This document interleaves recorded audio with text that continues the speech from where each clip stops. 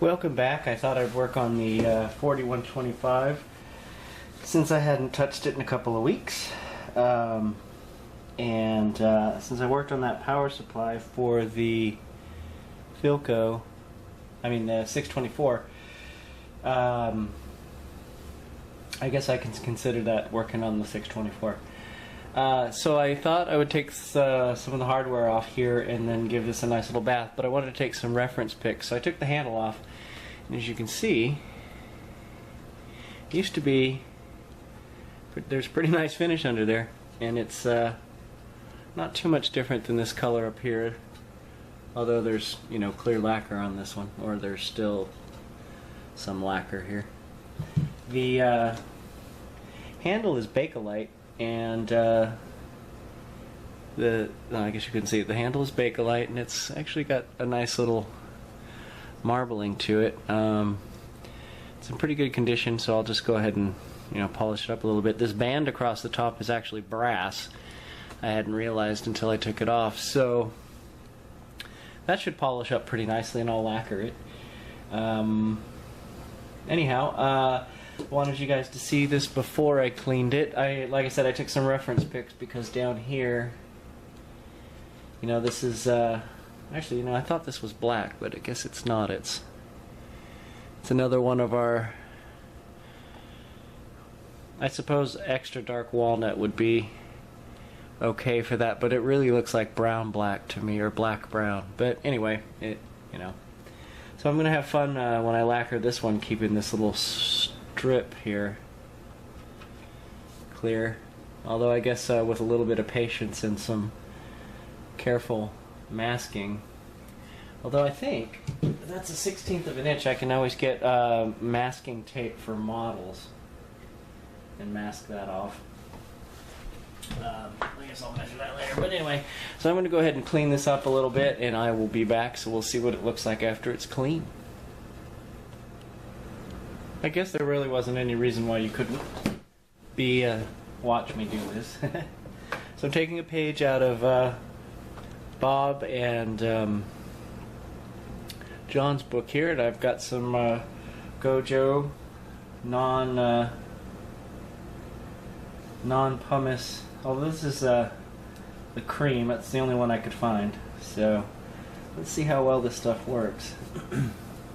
Although I've seen it work, on Bob's videos, and we know it works well. Or at least they had I think they had the orange stuff in the orange tub without pumice. But like I said, I have a hard time finding the Gojo that does not have pumice in it. Everybody seems to carry it, but they all carry the orange with pumice and the cherry with pumice. So anyway, I found this at I guess I didn't look at all the automotive stores now that I think about it, but I found this one at the Pep Boys around the corner. Actually, I have all three of the major national ones around the corner. Let's see. Okay, so I've got some on the top there. It seems to be melting through. It's just, I don't know if you need to let this stuff sit. I forgot to ask them, but we'll see. It's getting some crud up. It's turning pretty colors. Although this radio is so dirty. Even that handle, before I put the handle into a protective baggie, along with the station, or the dial plate, whatever this, the push button label plate thing. Yuck. I managed to I took some actually I used spray away because it was out, to that Bakelite handle, and even that gave off some serious dirt. Well, the nice thing about the cream is it doesn't run. Trying not to get it back on the inside of the radio. I haven't taken the labels off yet. I need to get some acetone for that. The acetone seems to melt the glue but makes the labels stay intact. I learned that trick from Brett Manassa. I think you guys know who he is. He's done the he's got a series of videos out on how to restore old radios, and he's a member of my radio club, although he never shows up to meetings anymore, but or hardly ever, I should say. He shows up to the Christmas meeting, he sometimes, or he shows up if he's doing a class. He did a class last July on how to turn one of those junky all-American 5s that, if you guys have ever been to an auction, they always end up having these at auctions. Somebody will have a box that's just full of a bunch of ugly old plastic radios, and he did a class on how to turn one of those into a broadcaster, and I actually missed that meeting, but I already have a broadcaster. One of these days I'll buy one of those boxes of radios when I have more storage space. As it is, I've got another friend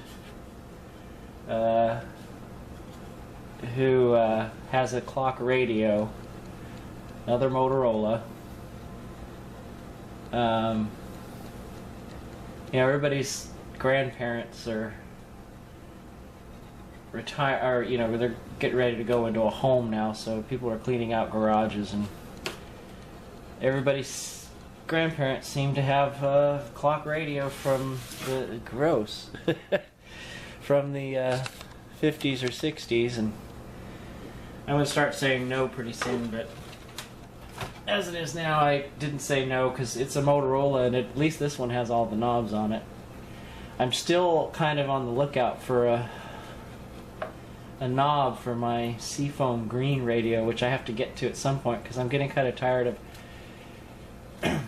turning a radio on when I go to sleep, and then when it wakes me up at like 3 o'clock in the morning, I reach over and turn it off. I kind of miss the sleep function. I mean, I have a digital clock, but it doesn't have a radio in it. I used to have one, but I don't know. They're not very popular these days. Everything's for an iPod, so anyhow, I'm gonna keep scrubbing at this one, but as you can see, I mean, this stuff is just gross. I mean, look. Anyhow, so I'm going to keep working on this for a bit, and I got to figure out how to wipe it all off. I guess it's a good thing I bought the paper towels today. So I'm going to keep rubbing on this for a little bit, and then I will be back. Alright, well, I'm back for a couple of minutes here. I just got done wiping this down with mineral spirits. I wanted you to see how nice that top looked. Interestingly, after I got all the crud off, I realized there's paint splattered all over it. So beneath the dirt was paint. I'm not sure if you can see. There's a spot there. There's a... looks to be... it's kind of an orangey paint. You can see there, and there's a splotch of white paint there. And another splotch of that orange color right there.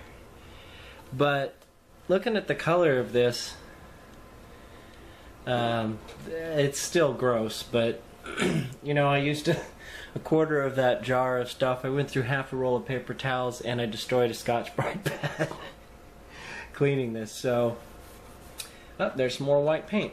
So this is definitely going to get stripped. I kind of knew it would, but there was so much crud on here, God only knows how long the stripper would have taken to penetrate the crud. So what I'm thinking is, when you wipe mineral spirits down on these things, or get them, wet with any kind of a petroleum-based product, you get an idea what they're going to look like when they're lacquered. So I'm kind of thinking, since most of the lacquer is missing off the side here, and this wood is a pretty uniform color, and the lacquer that is still on there was probably dark walnut, I'm thinking. And then this nice little strip down here, gives a nice little contrast, and it's got the little V shapes in there. I don't know what kind of wood that is. It reminds me of cork, but I know it's not. It's too thick. But I mean, it's it's not cork. It's not springy. So I'm kind of thinking this may just get clear lacquer on it. I kind of like the colors as they are, which will really save me time if I don't have to tone it. But guess we'll find out what it looks like once it gets stripped. Still don't know what I'm going to do about these labels here. They don't really make them. I could probably get... I was looking at the generic decals at Radio Days, and they look like they had something I could kind of butcher, but I have to be really careful about lining it up. But they also do custom work. I just have to buy a whole sheet, and I don't know, I think it was $30. I don't know if I want to spend $30 on a sheet of decals that say BD, CST, and police that I'll probably never use again, or at least not for a long time. Another thing that cleaning this up exposed was there's a gouge, but now that I look at the gouge, it's in the lacquer, it's not in the wood. So other than there's a bit of a crack here that'll have to be filled in, and a little bit of separation down here. The cabinet's in pretty good condition. I even scrubbed the bottom. It was gross too. In fact, some of this is still on there. I just got tired of scrubbing. Yeah, I don't know. This cabinet was so gross, I was starting to wonder if somebody had buried it in the dirt. But this took me a lot longer than I thought it would, so I'm going to go ahead and wrap up, and I guess this is going to be a cleaning video. So the next step on this, I guess, is going to be to strip it and see what happens after that.